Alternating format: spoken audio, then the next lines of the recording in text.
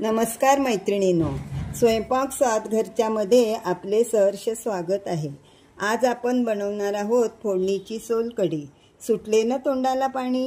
नेहमी ताकाची कढी खाऊन कंटाळा येतो ना। ही फोडणीची सोलकढी खाऊन तर बघा किती छान लागते। आता आपण पाहूया यासाठी लागणारे साहित्य।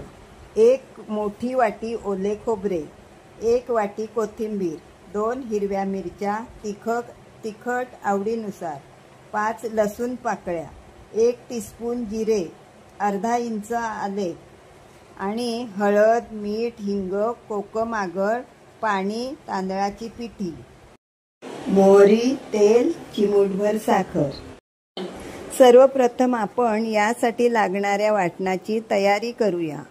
मिक्सरच्या भांड्यामध्ये आपण खोबरे, कोथिंबीर, लसूण, आले, जिरे एकत्र करून थोडे पाणी घालून बारीक वाटून घ्यायचे। वाटून झाल्यानंतर ते मिश्रण एका गाळणीने गाळून घेऊन त्याचा रस काढून घ्यायचा। तसेच दुसऱ्या एका भांड्यामध्ये कोकम आगळ, तांदळाची पिठी आणि 2 ग्लास पाणी मिक्स करून एक जीव करून घ्यायचे।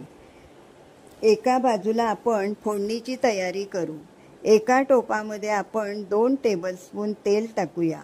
तेल गरम झाले की त्यात मोहरी, हिंग, कढीपत्ता टाकायची। फोडणी छान तडतडली की त्यात आपण हळदपूड टाकायची।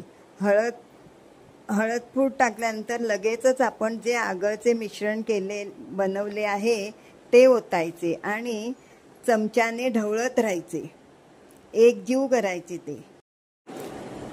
त्या आगळला छान उकळी येऊ द्यायची। उकळी आली की 5 मिनिटे शिजू द्यायचे मंद गॅसवर। छान शिजलं की मग गॅस मंद ठेवायचा आणि जे आपण वाटण तयार केलंय ते आत ओतायचे। मीठ, चिमूटभर साखर टाकायची आणि व्यवस्थित ढवळून घ्यायचे आणि लगेच गॅस बंद करायचा। उकळी अजिबात येऊ द्यायची नाही।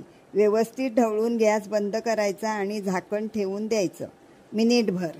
आता झाली आपली मस्त अशी चटकदार फोडणीची सोलकढी।